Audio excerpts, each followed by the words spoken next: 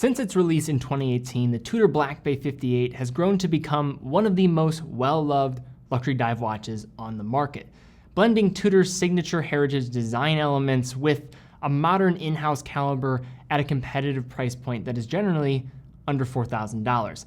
Now, in just over 3 years on the market, the Black Bay 58 collection has quickly expanded to 5 different variants now, including several different colors and an incredible range of 4 different case materials. Now, with a bit more variety within the 58 collection, the question of which one is the best to go for, I think, becomes a bit more of a difficult question to answer. But in this video, we have all of the 58 variants here with the aim of creating a comprehensive guide of the entire collection and hopefully helping you in deciding which one is right for you in your personal collection. So in this video, we're going to cover a few different topics. First, looking at the initial launch and what resonated with this model, then go into the general Black Bay 58 design, then move into the timeline with each of the releases of each specific model, and then finally round it out talking about who is the 58 for and then which specific one is right for you.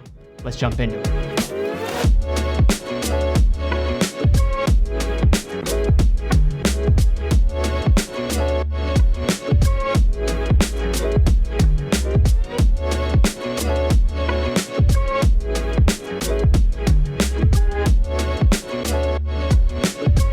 All right, guys, now before we jump into this video, I do want to mention that we have received quite a few new watches on TeddyBaldassarre.com. Check out that new release section. Tissot PRX have really been, I think, well received by many people out there, so definitely go check those out. Variety of different options to choose from. Hamilton just introduced some new models as well with the Intramatic chronograph in green, and then also the Hamilton Khaki Field mechanical, but bronze. Check it out, TeddyBaldassarre.com. To put it mildly, 2018 was a big year for Tudor, with the newly downsized 39mm Black Bay 58 being released at Baselworld.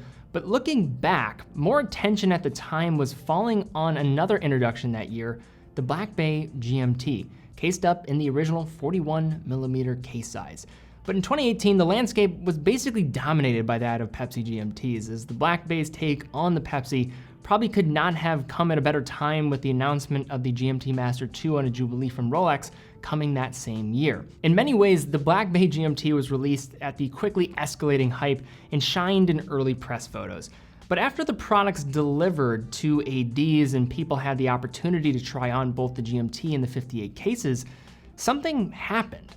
Fervor around the 58 became increasingly heightened, as it in many ways was going against much of the sizing expectations of sports watches of the period. And despite talking as if 2018 was long ago, quite a bit has changed in watches since then. Coming off the 2000s and 2010s, the oversimplified mantra for many sports watch design was simply bigger is better. So to see a brand like Tudor release a dive watch with a compact, or dare I say small case, was a pretty big change for mainstream luxury brands. With the vintage craze in full effect as well at this time, Tudor simply got a lot right with the 58. With it, collectors could get into a contemporary watch paired with a lot of charming vintage elements. Now, despite having its own identity, the Black Bay 58 gets its name by looking back to an early Tudor Submariner reference with the 7924, a model introduced in the year 1958, known for its black colorway, gilt markings, and large crown with the absence of crown guards.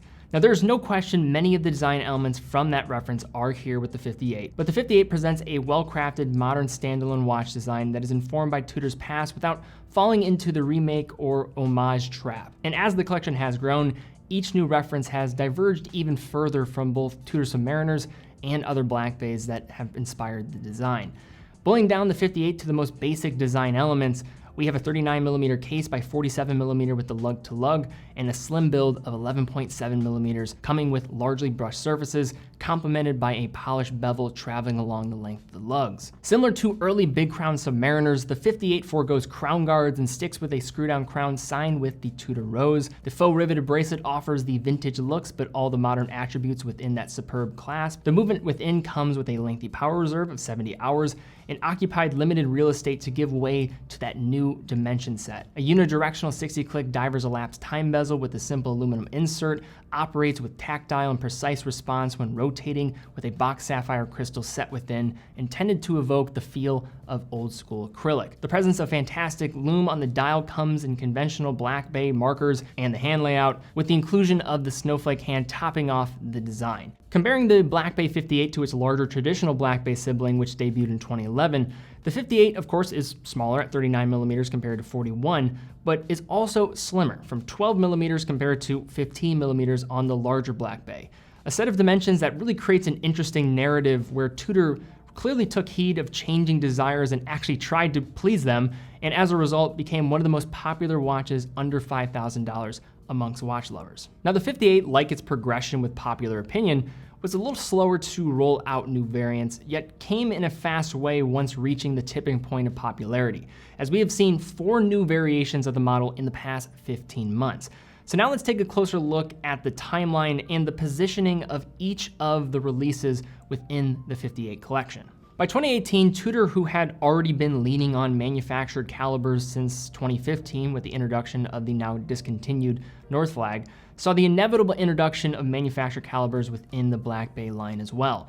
Although much of what first arises when considering the Black Bay is the design, the 70-hour Power Reserve MT5402 movement is the backbone of the piece and leads much of what is possible when it comes to wearing dimensions. For the first Black Bay 58 reference, you have the 79030N, delivered in a definitive vintage-inspired design, with the red triangle index at the 12 on the anodized aluminum insert, a no-date gilt dial, a riveted bracelet, and the lack of crown guards on that large screw-down crown.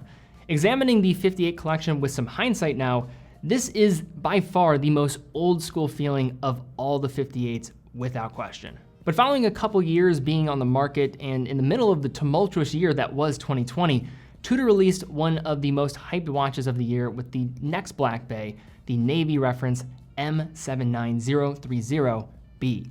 Now, contrasting from the original 58, the Navy did not feel like a watch that was pulling to the past as much. In many ways, it was arguably one of the most modern-looking Black Bays to date, dropping the gilt and the red orientation triangle on the bezel, and despite certainly getting a boost from a slow year of production that was 2020 and a restructured release calendar, the watch was, no question, an enormous hit. Now moving to the next set of releases, we have to enter very recent history with April of this year, when Tudor announced 2 watches at Watches and Wonders that I think it's fair to say absolutely nobody saw coming, with the Black Bay 58 both in 925 sterling silver and the 18 karat gold 58, each with a contemporary dial and bezel color scheme, taupe for the silver and green for the gold version. While gold is something the watch industry is certainly familiar with, the silver announcement saw a lot of watch nerds wondering whether something like this had been done before, and of course, how this new material might age, as silver naturally tarnishes much in the same way bronze patinas over time and with use. Now, there are some unknowns when it comes to how this will patina over the years, since it is a bit of an unprecedented material in a contemporary new sports watch. However, I think many are giving Tudor the benefit of the doubt on how these watches will look given the proprietary case compound that is being used here and the fact that their bronze cases have been on the market for some time as well. Now, beyond the case materials, the new 58s represented another first for the Black Bay family with the exhibition case backs, despite the movement finishing here being a little bit more utilitarian in practice. This feature rounded out an unexpected set of releases from the brand and a departure from what many considered the 58 to be. Not being satisfied by 2 new 58s and 2 new distinctive materials in 1 year, Tudor just recently in June of 2021 announced the first bronze Black Bay 58 as a boutique edition, complete with a matching brown dial and bezel. Bronze is of course a material that has been used somewhat extensively by Tudor in the past in their larger 43mm Black Bay iterations, but this marks the first bronze bracelet and a novel clasp design with a slick T-fit 8mm micro adjustment feature we only can hope makes its way into the rest of the Black Bay 58 collection in due time. Another key difference with the bronze version compared to the rest of the collection is the use of Arabic markers at the 3, 6, and 9 o'clock, known as that Explorer dial. And as I alluded to, this watch is only available at select Tudor boutiques, so availability is going to be the toughest of the bunch here, and certainly something to consider. But now that we've had a bit of an understanding of all the 58s and the landscape as a whole, we can now talk about who these watches are probably best suited for and which one might be best for your particular situation. Now, first speaking generally about the Black Bay 58 for a moment. Apart from the wearing dimensions, the reason the 58 works well in many ways is the same reason the Black Bay works well. It offers both enthusiasts and mass market consumers a great do-it-all luxury sports watch at a competitive price range that clings to function instead of flair. Now, in a world of watchmaking when trends are heavily followed and more seldom started, the 58 is more part of the latter than simply following what was popular during its introduction. Finding smaller, more classically oriented dimensions with some vintage tie-ins was certainly a desire for watch nerds, but appealing to this crowd is not always as straightforward and probably as good of an idea as it seems. And in 2021, it feels that the 58 was partially responsible for more brands beginning to offer classic wearing dimensions on their sports watches. Of course, if you are someone that wants a bit more presence and finds the harkening back to previous designs being a bit too much, the 58 certainly is not going to be for you.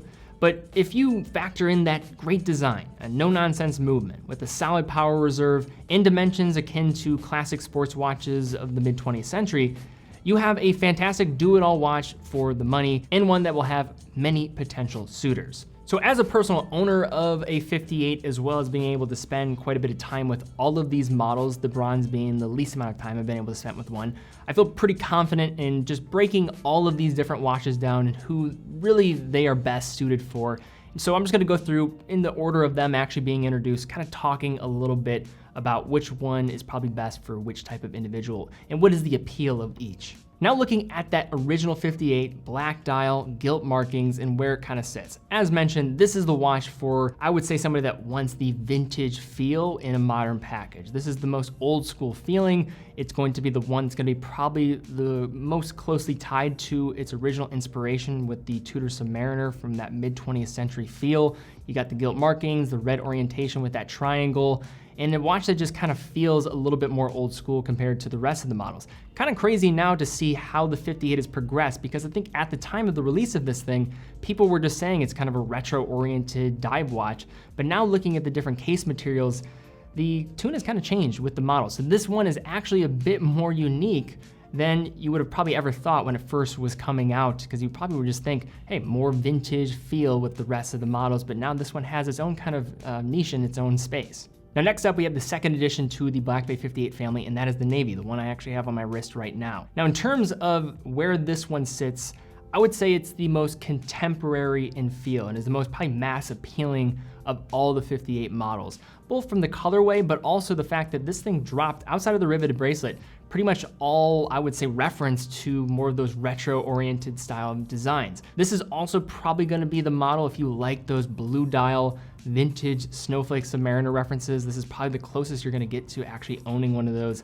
Really matches those dimensions, has the kind of same feel. The blue is slightly different, but probably the Black Bay 58 if you wanna maybe just go for the most modern feeling and probably the most versatile of all the bunch. Next up, we have the silver, and the truth is with this watch, it's rather unassuming. The taupe is remarkably subtle when you have it on, you pair it with that matte case, and really the story here is that silver case, of course, and it still is going to be an eccentric oddball of the entire collection, but really is a model for those that I think want to make a statement in the details rather than upon first inspection. And I think this is a model that also is just kind of that physical reminder of how much Tudor as a brand has changed over the years and embracing many of the elements that Rolex would never go near. So this is kind of that eccentric, fun, different part of the collection for those that want something that's a bit more subdued and not in your face, while also having a bit of fun in the process with the case material that's being used. For the 18 karat gold version, now when I think of Tudor, I don't necessarily think of gold dive watches. So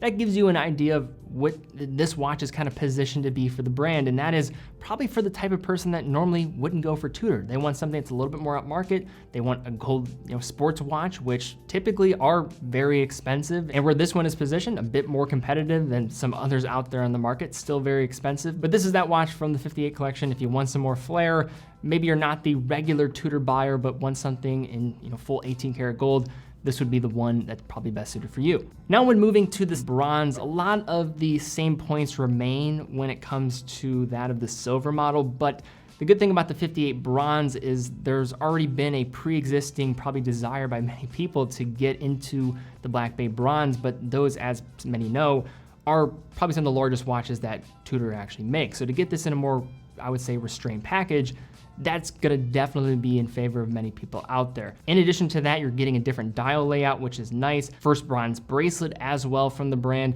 and that new clasp that I would hope is going to be released in different Black Bay 58 variants down the road, but where it currently sits is now the only one that will have that. But to wrap this one up simply, probably the 58 to go for if you want a window into maybe what is next, but also wanted to get into the Black Bay bronze at a much more restrained case size. But all right, guys, that is a roundup of the entire Black Bay 58 collection. And I know many people out there in terms of the 58 is not gonna be for everybody, but in terms of where it's positioned, under $4,000, the specifications that it's delivering, the design, there's just so much going for this watch, and there's really no secret why it does so well. And I'm just a huge proponent of the watch of being a great, I'd say, option as a first luxury watch to get. But what would you guys think of the Black Bay 58? Also, which one is your favorite of the entire bunch that we looked at here today? If you enjoyed this video, you found it helpful, you want us to do more of these style of guides, they are a bit more difficult to get all these watches together, please give this video a thumbs up because that's a great indicator that you want to see more. Also subscribe, hit that bell icon as well. In addition, check out TeddyBaldassarre.com, full authorized dealer of over 30 brands. If you want to stay up to date with the content, also follow along on Instagram, see some cool photos of watches as well. But guys, thank you again so much for watching. Be well, and I will see you all very soon.